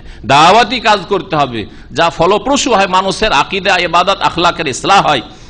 ইয়াইজুকুম, আল্লাহ পাক তোমাদেরকে উপদেশ দিচ্ছেন, লাআল্লাকুম তাযাক্কারুন, যাতে করে তোমরা উপদেশ গ্রহণ করো, উপদেশ নিতে পারো। ওয়া আউফু বিআহদিল্লাহ, আল্লাহ পাক রব্বুল আলামিন এখানে চুক্তি সম্পর্কে সতর্ক করছেন। যে কোনো জাতির সাথে অথবা ব্যক্তির সাথে যদি কোনো চুক্তি করেন আর সেই চুক্তি যদি শরীয়ত বিরোধী না হয়, প্রথম কথা শরীয়ত বিরোধী, ইসলাম বিরোধী চুক্তি হলে সেই চুক্তি করাই হারাম, চুক্তিতে পা বাড়ানোই হারাম। চুক্তি যখন হয়ে গেছে, হয়ে যাওয়ার পরে যদি তাতে কিছু দুনিয়ার ক্ষয়ক্ষতিও আসে, তারপরেও সেটা বরণ করে নিতে হবে, কিন্তু চুক্তির ওপর অটল থাকতে হবে যতক্ষণ পর্যন্ত প্রতিপক্ষ যাদের সাথে চুক্তি করেছেন তারা শরীয়ত বিরোধী, আল্লাহর দ্বীন বিরোধী কাজ না করে অথবা চুক্তি ভঙ্গের কোনো কাজ না করে। আপনি হয়তো চুক্তির ওপর অটল আছেন, কিন্তু তারা যেসব চুক্তিতে যেসব কথাগুলি ছিল তার কিছু ভঙ্গ করেছে আর বিশ্বাসঘাতকতা করেছে, তখন তাদেরকে জানিয়ে দিতে, লুকিয়ে গোপনে আক্রমণ করা জায়েজ নয়। আল্লাহ পাক কোরআনে কারিমে শিখিয়ে দিয়েছেন এইরকম যদি দেখো যে চুক্তি করেছে কিন্তু ভিতর ভিতর তারা ষড়যন্ত্র করছে আর চুক্তির বিপরীত কাজ করছে, তাহলে ফামবেজ এলাইহিম আলা সাওয়া, তাহলে তাদের এই চুক্তিকে স্পষ্ট ভাষায় ভঙ্গ করার কথা ঘোষণা করে দাও। তোমাদের সাথে আজকে থেকে চুক্তি ভঙ্গ, আর কোনো চুক্তি নেই। আর তারপরে যা হবার হবে, লড়াই হবে, যুদ্ধ হবে, আর না হলে আমরা আমাদের নিজের ব্যবস্থা করবো, তোমরা তোমাদের দেখে দাও। কিন্তু কারো সাথে চুক্তি করেছিলাম তখন তারা শক্তিশালী ছিল, আর এখন দেখলাম আরে এরা তো ধীরে ধীরে দলটা দুর্বল হতে যাচ্ছে আর আরেকটা দল স্ট্রং হয়ে উঠছে, সুতরাং এদেরকে আউট করে দে, এদের চুক্তি করেছিলাম বাদ দে, আর এই শক্তিশালী নতুন দলটা যে জন্মেছে গজেছে এই দলের সাথে চুক্তি করে না, কারণ এতে দুনিয়ার বেনিফিট রয়েছে। এটা বিশেষভাবে আল্লাহ পাক সতর্ক করছেন, সে সংখ্যার দিক থেকে হোক অথবা জনবলের দিক থেকে, যেটা বলছি সংখ্যা, অথবা ধনের দিক থেকে হোক। যাদের সাথে চুক্তি করেছিলেন 10 বছর আগে তারা খুব ধনাঢ্য ছিল, তখন তাদের সাথে চুক্তি হয়েছিল, আর দেখা গেল যে 10 বছর পরে এরা একেবারে সর্বহারাতে পরিণত হতে যাচ্ছে, এদের আর কোনো ক্ষমতা নেই। আর একটা দল ধনাঢ্য হয়ে উঠেছে বা সামনে আসলো, ওরা চুক্তির হাত বাড়াচ্ছে, আমাদের সাথে চুক্তি করা, আর ওরা ওদের বিরোধী, তাহলে ওদের বিরুদ্ধে এদের সাথে চুক্তি করবে তাদের ধন সম্পদ দেখে বা তাদের জনবল দেখে, এটা আল্লাহ পাক হারাম করেছেন এই বিষয়গুলি। কারণ দ্বীন-ই ইসলাম পূর্ণাঙ্গ জীবন বিধান, সুতরাং ব্যক্তি পর্যায়েও এবং জাতি পর্যায়েও আল্লাহ পাক রব্বুল এই চুক্তির বিষয়গুলিকে উল্লেখ করেছেন, যেটাকে কোরআনের ভাষায় আহাদ বলা হয়েছে। আহাদ, আল্লাহ পাক বলছেন ওয়া আউফু বিআহদিল্লাহ, আল্লাহ পাকের চুক্তিকে তোমরা পুরা করো, আল্লাহর চুক্তি পুরা করো। এখানে মানুষ মানুষের সাথে চুক্তি করে, একে আল্লাহর চুক্তি বলা হয়েছে, কারণ সেই চুক্তি আল্লাহর নাম নিয়েই করা হয়েছে, তোমরা মুসলিম বিশেষ করে। আর যাদের সাথে চুক্তি করে তারা আল্লাহকে মানুক আর নাই মানুক, কাফের মুশরিকও যদি হয়, তারপরে আল্লাহ পাক রব্বুল আলামিন চুক্তি পুরা করাকে, চুক্তির ওপর অটল থাকাকে পছন্দ করেন, তার জন্য নির্দেশ দান করেছেন। আর চুক্তি ভঙ্গ করলে দ্বীন ইসলামের ক্ষতি হবে। কি ক্ষতি হবে? কাফেররা বলার সুযোগ পাবে, অমুসলিম বলার সুযোগ পাবে, মুনাফিক চরিত্র লোকেরা বলার সুযোগ পাবে, দেখো দেখো এরা ইসলামের কথা বলছে, ধর্মের কথা বলছে, এরা মুসলিম, আর দেখো আমাদের সাথে বিশ্বাসঘাতকতা করেছে। এর মাধ্যমে ইসলামকে বদনাম করবে, আর এর মাধ্যমে অনেক লোকেরা হয়তো ইসলাম গ্রহণ করতে আসছিল তাদেরকে ভয় দেখিয়ে দিবে, এদের সাথে, এদের ঘরে ঢুকতে যাচ্ছ, এদের কালিমা পড়তে যাচ্ছ, আমাদের সাথে চুক্তি করে এরা চুক্তি ভঙ্গ করেছে, তোমাদেরকে তোমাদের ক্ষতি করে দেবে। বহু লোক হয়তো ইসলাম থেকে ফিরে যাবে যারা ইসলাম গ্রহণ করতে চাচ্ছিল অথবা ইসলাম নতুন নতুন গ্রহণ করেছিল, যার মাধ্যমে তোমরা ইসলামের ক্ষতি করবে। আল্লাহ পাক বলছেন যে আল্লাহর ওয়াদাকে পুরা করো। আর সবচেয়ে বড় আল্লাহর ওয়াদা হচ্ছে যে আল্লাহ পাক আদম আলাইহিস সালামকে সৃষ্টি করার পরে আমাদের প্রত্যেককে জিজ্ঞেস করেছিলেন, রূহগুলিকে বের করে নিয়ে, কোরআনে কারিমে রয়েছে, আলাস্তু বিরাব্বিকুম, আমি কি তোমাদের রব নই? আমি কি তোমাদের সৃষ্টিকর্তা নই? আমি কি তোমাদের মালিক নই? মানলে না? কালু, তারা সকলে বলেছিল বালা, হ্যাঁ অবশ্যই আল্লাহ তোমাকে রব বলে স্বীকার করেছি। তখন রব বলে স্বীকার করেছি, ভুলে গিয়েছেন, আমরা ভুলে গেছিলাম। স্মরণ করিয়ে দেওয়ার জন্য কোরআনে কারীম নাযিল করেছেন, স্মরণ করিয়ে দেওয়ার জন্য আম্বিয়া রাসূলগণকে পাঠিয়েছেন। সুতরাং আর কোনো অজুহাত নেই যে আমরা জানতাম না।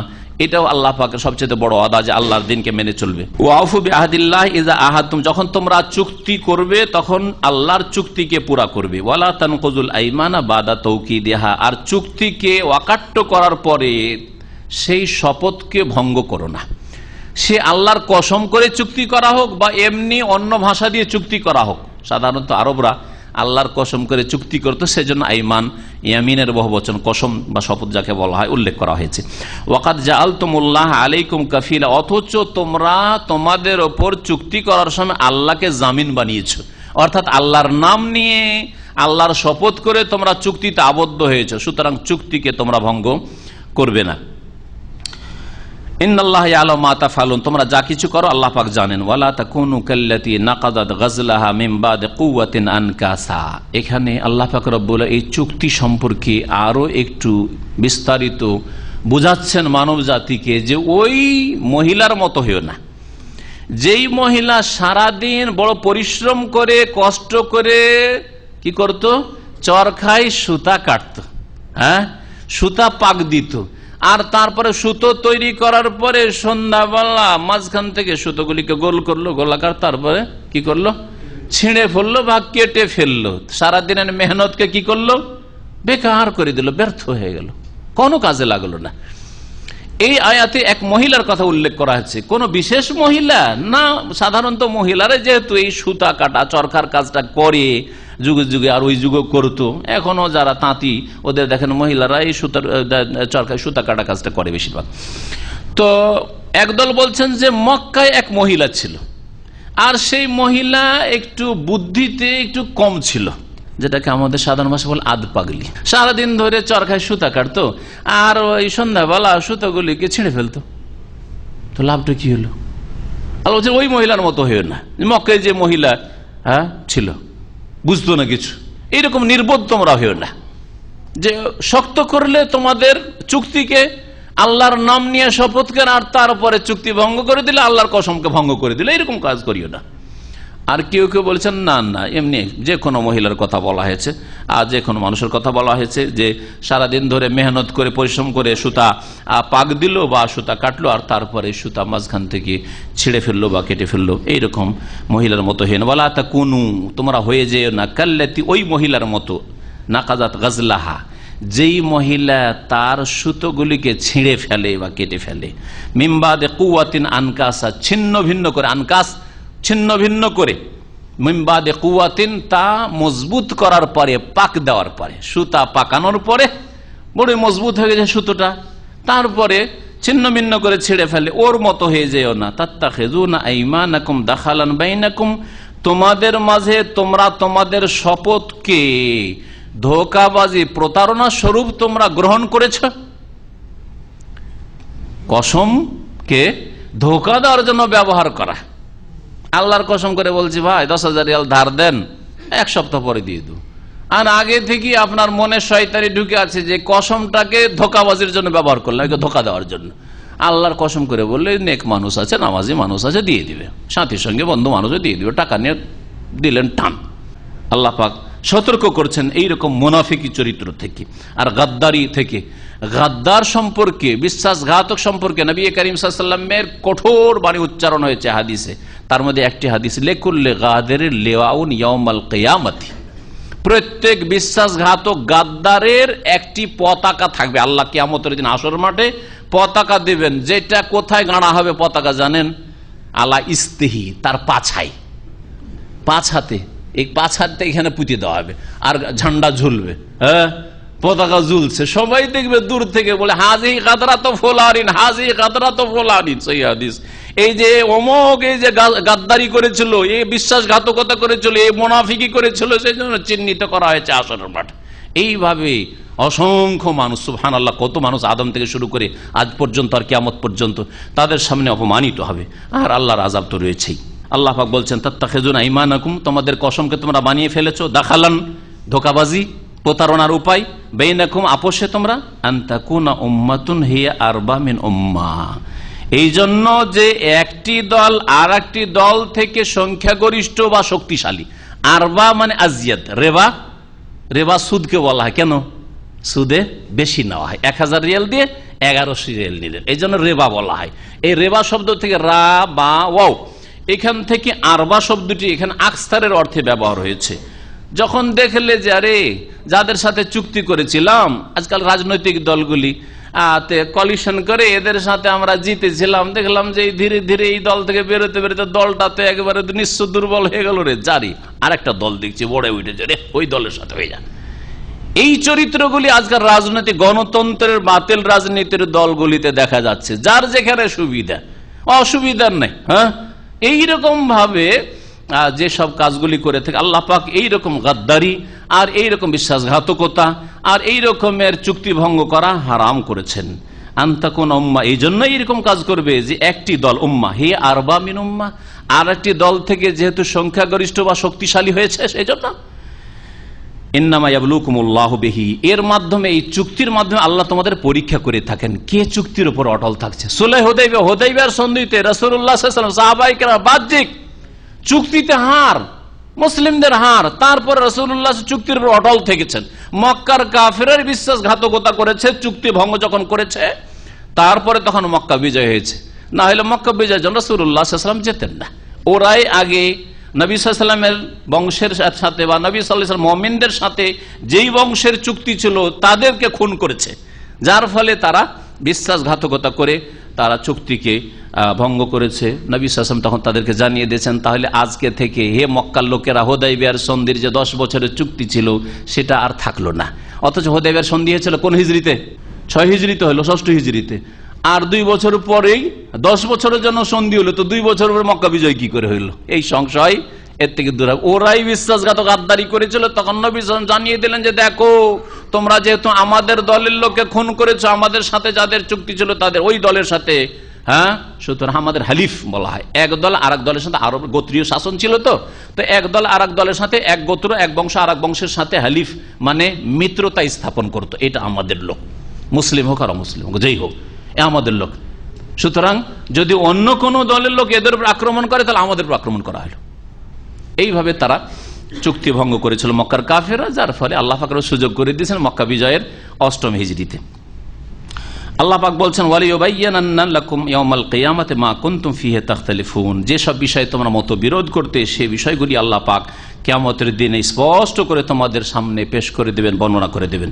ওয়ালাউ শা আল্লাহু লাজাআলাকুম উম্মাতান ওয়াহিদা। আল্লাহ পাক যদি চাইতেন তোমাদেরকে এক জাতিতে পরিণত করতে, সবগুলি মুসলিম, সবগুলি নামাজি, সবগুলি আল্লাহ ভীরু, আর কেউ মুশরিকও থাকতো না, নাস্তিকও থাকতো না, বেদিনও থাকতো না, খুনিও থাকতো না, পাপীও থাকতো না। আল্লাহ চাইলে জবরদস্তি করলে আল্লাহ পাক সক্ষম।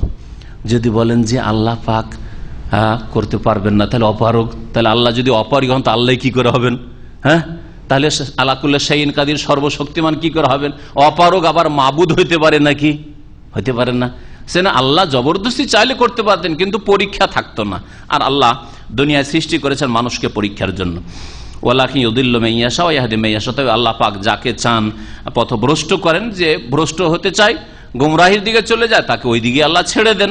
ওয়া ইয়াহদি মান ইয়াশা, আর যাকে চান আল্লাহ হেদায়েত করে, যে হেদায়েতের দিকে আসতে চায়, তাকে আল্লাহ পাক হেদায়েতের রাস্তায় তৌফিক দেন। ওয়ালা তুসআলুন্না আম্মা কুনতুম তা'মালুন। তোমরা যা কিছু করতে সে সম্পর্কে তোমরা অবশ্যই জিজ্ঞাসিত হবে, অবশ্যই তোমরা জিজ্ঞাসিত হবে। আল্লাহ পাক রব্বুল আলামিন তারপরে ইরশাদ করছেন, ওয়ালা তাত্তাখিযু আইমানাকুম দাখালান বাইনাকুম। তোমরা তোমাদের শপথকে আপোষে প্রতারণার উপায় বানিয়ে নিও না। কসম করে শুধু প্রতারণা করা, যে কোনো ক্ষেত্রে এরকম করিও না। ফাতাজিল্লা কাদামুম বাদা সুবুতিহা, না হলে তোমাদের পা স্থির হওয়ার পরে ফসকে যাবে। জাল্লা ইয়াজিল্লা মানে ফসকে যাওয়া, পদস্খলন ঘটা। তোমাদের পদস্খলন হবে বাদা সুবুতিহা, তোমাদের পা স্থির হওয়ার পর। দিনের ওপর আলহামদুলিল্লাহ অটল হয়েছে, আর মাশাআল্লাহ দিনদার হয়েছে, দিনের ফরজ ওয়াজিব আদায় করছো, হারাম নাজায়েজ থেকে বেঁচে থাকছো, এটা হচ্ছে দিনের ওপর স্থিরতা। এই স্থিরতার পরে যদি গাদ্দারি করো, কাউকে ধোকা দিতে চাও শপথ করে বা চুক্তি করার পরে, তাহলে কি হয়ে যাবে? তোমাদের পা ফসকে যাবে, পদস্খলন ঘটবে। ওয়াতাজুকুসু, আর তোমরা মন্দের শাস্তির আস্বাদন করবে, পাপের শাস্তির আস্বাদন করবে। বিমা সাদাদতুম আন সাবিলিল্লাহ, কারণ তোমরা আল্লাহর রাস্তায় বাধা দান করলে। আরে কেউ গাদ্দারি করলো, বিশ্বাসঘাতকতা করলো, ওয়াদা খেলাফি করলো, আল্লাহ বলছেন যে কি করলো? সে আল্লাহর রাস্তায় বাধা দিল। বিমা সাদাদতুম আন সাবিল, আল্লাহর রাস্তায় বাধা দিল। এই কথাটি একটু আগে ইঙ্গিত করলাম। আপনি আমি যদি ওয়াদা খেলাফি করি, তাহলে লোকেরা কি শিখবে? অমুসলিম কি শিখবে? একজন নতুন মুসলিম কি শিখবে, কি নেবে আমাদের থেকে? যে আরে এদের মধ্যে ধার্মিক লোক, দাড়িওয়ালা লোক রে, আর এরা মিথ্যা কথা বলে। হ্যাঁ, এরা ইসলামের কথা বলে আর ইসলামের দাওয়াত দেয় লোকজনকে, আর এরা ওয়াদা খেতে টাকা নিয়েছে 1 সপ্তাহ বলে, আর বছরকে বছর চলে যাচ্ছে, ওর কোনো খোঁজ খবর নেই। এইরকম যে কোনো ক্ষেত্রে এক দল আর এক দল, একটি জাতি আরেকটি জাতির সাথে যে চুক্তি, আন্তর্জাতিক চুক্তিগুলি রয়েছে, এগুলির ক্ষেত্রে যদি এইরকম গাদ্দারি করা, যে সুযোগ পেয়েছে দে মেরে, দেশে পেয়েছি আর কেউ নাই, দে কাফেরকে মেরে, আর এদের দেশের লোকেরা অনেক জুলুম অত্যাচার করছে, আর আমরা এখানে পেয়ে গেছি, দে একে মেরে দে।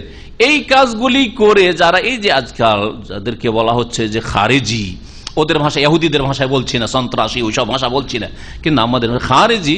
কারণ ইসলামিক সরকার যদি কোনো অমুসলিমকে দেশে জায়গা দিয়ে থাকে বসবাসের, যেমন বাংলাদেশে মুসলিম আছে অথবা পাকিস্তান মুসলিম আছে, ঠিক সৌদি আরবে যেমন অমুসলিম কাজের জন্য এসছে, আর কোন একজন মুসলিম কট্টরপন্থী জাহেল মূর্খ খারেজি সে সুযোগ পেয়ে মেরে দিল, এতে কি বদনাম করবে? মা সাদাতুম আন সাবিলিল্লাহ। অনেক লোকেরা ইউরোপ পশ্চিমা দেশগুলিতে ইসলাম গ্রহণ করতে চাইছিল, কিন্তু দেখলো যে আরে আমাদের লোককে ওখানে মারছে। কারা?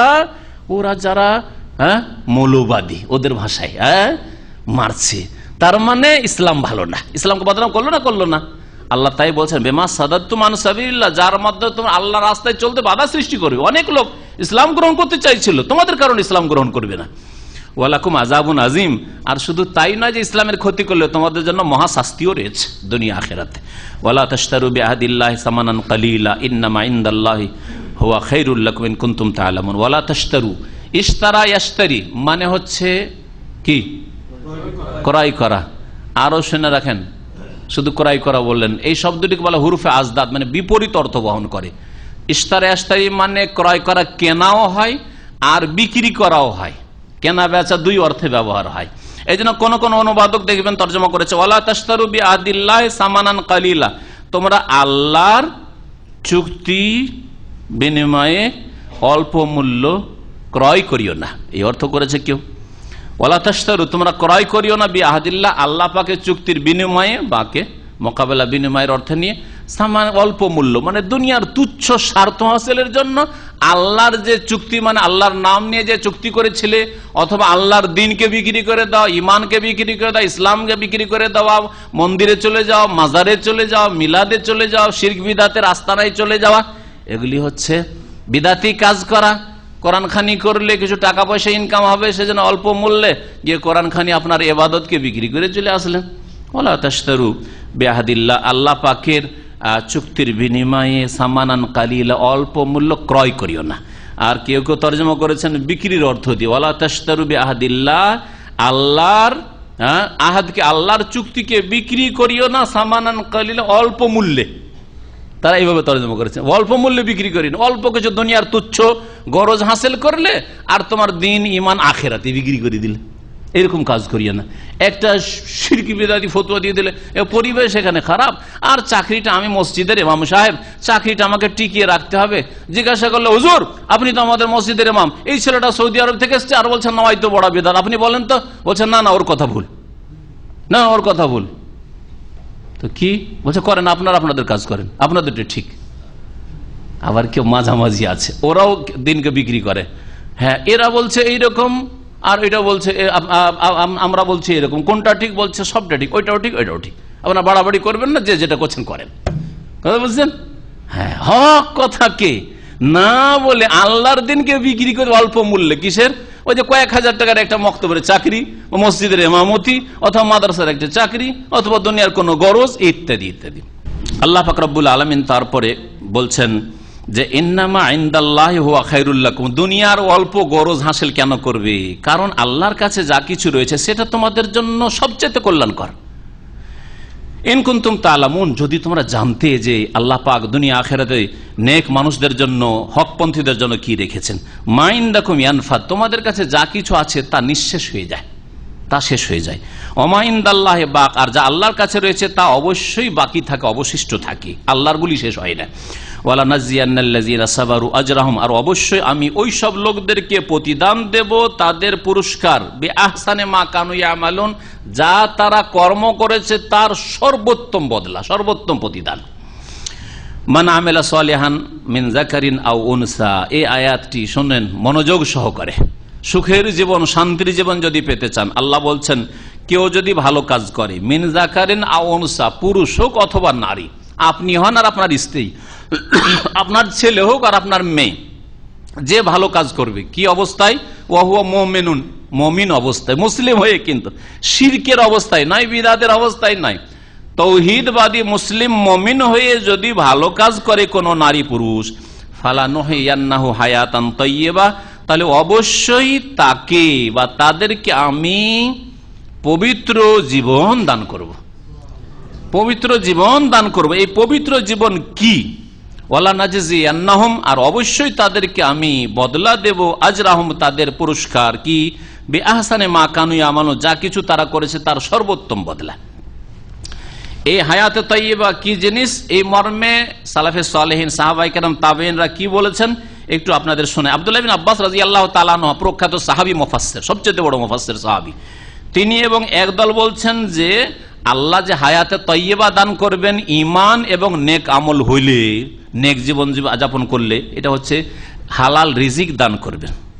হালাল রিজিক দুনিয়ায় দান করবেন। হালাল রিজিকে কোনোদিন পেরেশানি হবে না, কি খাবো, কি খাওয়াবো ছেলে মেয়েকে, কিভাবে বাপ মায়ের খরচ চালাবো ইত্যাদি, কিভাবে চিকিৎসা করবো, না না না, কখনো ওইসব ফিকির করা লাগবে না। একটি তাফসীর আলী ইবনে আবি তালিব রাদিয়াল্লাহু তাআলা আনহু থেকে দ্বিতীয় তাফসীর সাহাবীর তাফসীর ইবনে কাসির রয়েছে, তিনি বলছেন নাফাসারা বিল কানাআহ, তিনি বলছেন মানুষকে আল্লাহ পরিতৃপ্তি দান করবেন, পরিতুষ্টি মনের, অল্পতে মনটায় শান্তি। ডাল ভাত খেয়ে, শুকনো রুটি খেয়ে, এতেই শান্তি পাবেন আপনি। 500 রিয়াল বেতনে কেউ শান্তি পায়, আর কেউ 5000 রিয়ালও শান্তি পায় না, ঠিক কিনা? এটাকে কানাত বলা হয়, মনের পরিতুষ্টি, পরিতুষ্টি দান করবেন। এই তাফসীর আব্দুল্লাহ বিন আব্বাস থেকেও আরেকটি তাফসীর বর্ণিত রয়েছে। ইবনে আব্বাস থেকে আরেকটি তাফসীর রয়েছে আন্নাহা হিয়া সাআদা, হায়াত তাইয়্যিবা, নেক আমল যদি করেন ঈমানের অবস্থায় তাহলে আল্লাহ হায়াত তাইয়্যিবা দান করবেন। এই হায়াত তাইয়্যিবা মানে হচ্ছে সৌভাগ্য আল্লাহ দান করবেন, সাআদাত, সৌভাগ্য আল্লাহ ভাগ্যবান করবেন আল্লাহ পাক রব্বুল আলামিন। সৌভাগ্য, আপনি গরিব হয়েই থাকলেন কিন্তু মাশাআল্লাহ আপনার সবগুলি ছেলে নেক পরেজগার, আপনার মওতের পরে দোয়া করতে থাকবে দীর্ঘকাল ধরে, আর ওরা মাশাআল্লাহ কেউ বাটমার হইল না, কেউ চোর হইল না, সবগুলি ভালো কাজে লাগলো, আল্লাহ পাক তাদের বরকত দিলেন। এটা সৌভাগ্য নয়? হয়তো আপনি একটু কষ্ট করে ছেলে মেয়ে মানুষ করেছেন, কিন্তু সৌভাগ্য আপনার জন্য। আল্লাহ পাক ভালো পরিবেশ আপনাকে দান করে দিলে সৌভাগ্য না? সৌভাগ্য কথাটি অনেক ব্যাপক, মানসিক দিক থেকে, শারীরিক দিক থেকে, সব দিক থেকে, আপনার আর্থিক দিক থেকে, পরিবেশের দিক থেকে, সামাজিক দিক থেকে, সব দিক থেকে সুখে থাকা। তারপরে বলছেন যে হাসান মুজাহিদ কাতাদা লা ইয়াতিবু লি আহাদিন হায়াতুন ইল্লাল জান্নাহ, আসল হায়াতে তাইয়্যিবা, হায়াতে তাইয়্যিবা পাক পবিত্র জিন্দেগি হচ্ছে জান্নাতের জিন্দেগি, আল্লাহ পাক জান্নাত দেবেন, এটা একটা তাফসীর। আর দাহাক তাবেই তিনি তাফসীর করতে বলছেন হালাল রিজিক দান করবেন হায়াত তাইয়্যিবা মানে, আর দুনিয়াতে ইবাদত বন্দেগীর তৌফিক দেবেন। আর কয়টা লোক এরকম আছে, টাকা পয়সার অভাব নেই আলহামদুলিল্লাহ, কারো কাছে এক পয়সা ধার করতে হয় না, আর ইবাদত বন্দেগী সব ঠিক আছে, দিন ইসলামও ঠিক আছে, হারাম কাবিরা থেকেও বেঁচে আছে। কয়টা লোক পাবেন আপনি মুসলিমদের মধ্যে? অমুসলিমের তো নাই, মুসলিমে কয়টা পাবেন আপনি? হ্যাঁ, তাহলে এই জীবন আল্লাহ দান, এটা হচ্ছে হায়াত তাইয়্যিবা। আর দাহাক থেকে আরো বর্ণিত রয়েছে হিয়াল আমাল বিত্তাত ওয়াল ইনশিরাহ বিহা, নেক আমল করে মনের শান্তি, তাহাজ্জুদ পড়লে মনের শান্তি, ফজরের জামাতে পড়লে মনের শান্তি, জামাত কখনো ছুটে গেলে মনে অশান্তি। এই যে নেকির কাজ করলে, দান খায়রাত করলে মনে শান্তি, বাপ মাকে টাকা দিলেই শান্তি, ভাই বোনকে দিতে পারলেই শান্তি, দিতে পারলে শান্তি, নেকির কাজ করতে পারলেই শান্তি, আর মনটা প্রশস্ত হয়, উদার হয়ে যায়। এটাকে বোঝানো হয়েছে হায়াত তাইয়্যিবা ওয়াসসাহিহ। ইমাম ইবনে কাসির রাহমাতুল্লাহ বলছেন আন্নাল হায়াত তাইয়্যিবা তাশমালু হাযা কুল্লাহ, হায়াত তাইয়্যিবা এই যতগুলি কথা বলেন সবগুলিকে শামিল, সবগুলিকে সার্বিক জীবনে আল্লাহ পাক রব্বুল আলামিন শান্তি দান করবেন। যেমন সহিহ মুসলিমের হাদিস রয়েছে কাদ আফলাহা, ওই ব্যক্তি সার্বিক মঙ্গল হাসিল করলো, মান আসলামা যে মুসলিম হতে পারলো, রোজেকা কাফাফেন চলার মতো তাকে রিজিক দেওয়া হইলো, কখনো কারো দ্বারস্থ হইতে হয়নি, কারো কাছে ধার খরচ করে কথা শুনতে হবে এরকম হয়নি কখনো। ধার খরচ প্রয়োজনে জায়েজ রয়েছে, কিন্তু তার সাথে কথা শোনা, দেন দিচ্ছেন না কেন, এরকম হয়নি, বেজ্জতিও হয়নি। ওয়াকান্নাহুল্লাহ বিমা আতা, আর আল্লাহ যা দান করেছেন তাতে পরিতুষ্টিও আল্লাহ দান করলেন তাকে। মনে যদি শান্তি থাকে আলহামদুলিল্লাহ অনেক সুখে আছি, অসুস্থ আলহামদুলিল্লাহ অনেক সুখে আছি, তাহলে এটা হচ্ছে শান্তি। কিন্তু একটু সর্দি কাশি হতে ভাই বলিয়েন না ভাই, কাশিতে আর ভালো লাগছে না, আমার একটু কাশি হচ্ছে এতে, এইরকম অনেকে আর ভালো লাগছে না এই কাশি, হ্যাঁ ওতে অশান্তি। আল্লাহ পাক রব্বুল বলছেন ফাইদা কারাআতাল কোরআন ফাস্তাইজ বিল্লাহি মিনাশ শাইতান, তোমরা যখন কোরআন তেলাওয়াত করবে তখন বিতাড়িত শয়তান থেকে আশ্রয় কামনা করবে আল্লাহ পাকের, আউযু বিল্লাহি মিনাশ শাইতানির রাজিম বলেই তুমি কোরআন তেলাওয়াত শুরু। কোরআন তেলাওয়াতের শুরুতে আল্লাহ পাক পড়তে বলছে, আর 98 নম্বর আয়াত সূরা নাহলে আল্লাহ পাক তারপরে বলছেন ইন্নাহু লাইসা লাহু সুলতানুন আলাল্লাযিনা আমানু ওয়া আলা রাব্বিহিম ইয়াতাওয়াক্কালুন, আধিপত্য চলে না, দাপট চলে না শয়তানের ওই সব লোকদের উপর যারা মুমিন বিশ্বাসী, ওয়া আলা রাব্বিহিম ইয়াতাওয়াক্কালুন আল্লাহর উপর যারা আস্থা ভরসা রাখে তাদের উপর। শয়তান ক্ষমতা খাটাতে পারে না, ক্ষমতা কার উপর খাটায়, দাপট কার উপর চলে, প্রভাব বিস্তার কার উপর করে, ইন্নামা সুলতানু আলাল্লাযিনা ইয়াতাওয়াল্লাউনাহু, শয়তানের দাপট ওদের ওপর চলে যারা শয়তানকে পৃষ্ঠপোষক হিসাবে গ্রহণ করে, শয়তানের সাথে বন্ধুত্ব স্থাপন করে, পাপের কাজের দিকে বাড়ে। ওয়াল্লাযীনা হুম বিহি মুশরিকুন, আর যারা আল্লাহর সাথে শরীক করে, মুশরিক, তাদের পিছনে শয়তান লাগে। ওয়া ইযা বাদদালনা আয়াতাম মাকানা আয়া ওয়াল্লাহু আ'লাম বিমা ইউনাজ্জিল। আল্লাহ পাক বলছেন যে কোরআনে কারীমে কখনো একটি আয়াত নাজিল করে আবার সেটাকে রহিত নাসিখ মানসুখ করে দিয়ে আর একটা নতুন আয়াত যখন নাজিল হইতো, তখন আরব মুশরিকরা বলতে, দেখো দেখো মোহাম্মদ মিথ্যা কথা বলছে, কালকে একটা কথা বলছিল, 10 দিন আগে একটা কথা, আজকে আর একটা কথা, উল্টা কথা বলছে। আল্লাহ পাক ওর জবাব বলছেন যে এটা নবীর হাতের না, এটা আমি আল্লাহ জিবরাইল দিয়ে নাজিল করি, আর আমার বিধান যেভাবে ইচ্ছা আমি দিয়ে থাকি, যখন যেমন বিধান দিয়ে থাকি। ওয়া ইযা বাদদালনা আয়াতান মাকানা আয়া, যখন আমি পরিবর্তন করে থাকি একটি আয়াতকে আর একটি আয়াতের স্থানে। ওয়াল্লাহু আ'লাম বিমা ইউনাজ্জিল, আর আল্লাহ বেশি ভালো জানেন যা নাজিল করছেন, কোনটা নাজিল করলে ভালো হবে। কালু, তখন কাফের মুশরিকেরা বলে, ইন্নামা আনতা মুফতার, হে মোহাম্মদ তুমি তো মিথ্যা রচনাকারী, মিথ্যুক তুমি, কি কথা বলো, একদিন একটা আরেকদিন আরেকটা। বাল আকসারুহুম লা ইয়ালামুন, বরং এরা অধিকাংশ লোক জানে না। কুল, হে নবী তাদের উত্তরে বলে দাও, নাযালাহু রূহুল কুদুস মির রাব্বিক বিল হক, সত্য সহকারে তোমার প্রতিপালকের পক্ষ থেকে রুহুল কুদুস পবিত্র আত্মা জিবরিল আমিন আলাইহিস সালাতু সালাম নাজিল করেছেন, এতে আমার কোনো কর্তৃত্ব ক্ষমতা নেই।